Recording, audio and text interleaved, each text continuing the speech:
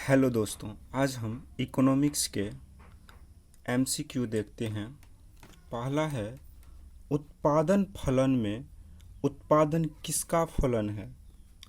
In production function, production is a function of, तो उत्पादन फलन में किसका है? तो ये होता है उत्पत्ति के साधनों का, फैक्टर ऑफ प्रोडक्शन। पहला का हो जाएगा वो।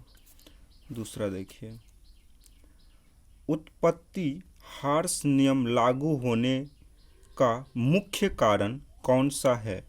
Law of diminishing returns is, तो लॉ ऑफ डिमिनिशिंग रिटर्न का पहला है स्कार्सिटी ऑफ फैक्टर, साधनों की सीमितता, साधनों का अपूर्ण स्थानापन्न होना। तो दूसरा का हो जाएगा साधन के बारे में, स्कार्सिटी के बारे में मैंने चैप्टर 1 में बताया था। तीसरा, अल्पकालीन उत्पादन फलन की व्याख्या निम्नलिखित में किस नियम के द्वारा की जाती है?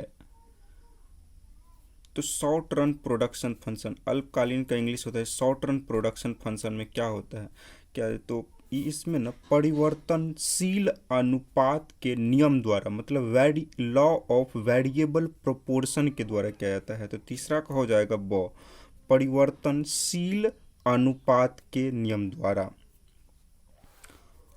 चौथा, दीर्घकालीन उत्पादन फलन संबंध निम्न में किससे है? Long run production function. तो ये होता है जब दीर्घकालीन देखें ना, तो आप देखें बड़े पैमाने पर जो चीज़ बड़े लेवल पर होता है, तो पैमाने के प्रतिफल नियम से law of returns to scale, ये स्केल यदि ये इतना याद रहे ना, लॉन्ग रन प्रोडक्शन फंक्शन, तो law of returns to scale के बारे में बात करता है दीर्घकालीन। तो चौथा का हो जाएगा 100। पांचवा देखिए, अल्पकालीन उत्पादन की दशा में एक विवेकशील उत्पादक किस अवस्था तक उत्पादन करना पसंद करेगा? मतलब बोल रहा है ये जो आप किस 3 स्टेज होते हैं, फर्स्ट स्टेज, सेकेंड स्टेज और थर्ड स्टेज, आप किस में प्रोडक्शन करना बेटर समझेंगे? तो अल्पकालीन के तो द्वितीय सेकेंड स्टेज होता है अल्पकालीन की दशा में। 6 नंबर देखिए, परिवर्तनशील अनुपात का नियम उत्पादन की 3 अवस्थाओं की चर्चा करता है। उत्पादन के प्रथम नियम में तो marginal product and average product दोनों इंक्रीज करते हैं, बढ़ते हैं, सीमांत और औसत उत्पादन बढ़ते हैं। एमपी का होता है फुल फॉर मार्जिनल प्रोडक्ट और एपी का एवरेज प्रोडक्ट। तो 6 का हो जाएगा। और 7 देखिए, वह कौन सा समय है जिसमें उत्पादन के सभी साधन परिवर्तित किए जा सकते हैं? आप सब कुछ कहाँ चेंज कर सकते हैं? तो ये दीर्घकालीन होता है, जहाँ पे आपको लंबे समय चाहिए। यदि आपको शॉर्ट टर्म दिया जाए तो उस समय में आप सब कुछ नहीं चेंज कर सकते, लेकिन लॉन्ग रन में सब कुछ चेंज हो सकता है।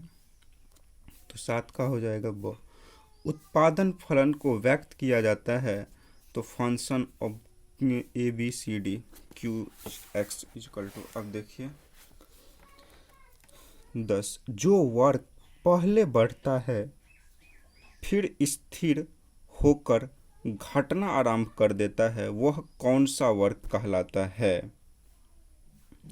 पहले क्या बोल रहे हैं, a curve which rises first, first rises करता है, फिर बाद में डिक्रीज करने, डिक्लाइन करने लगता है, डिक्रीज करने लगता है।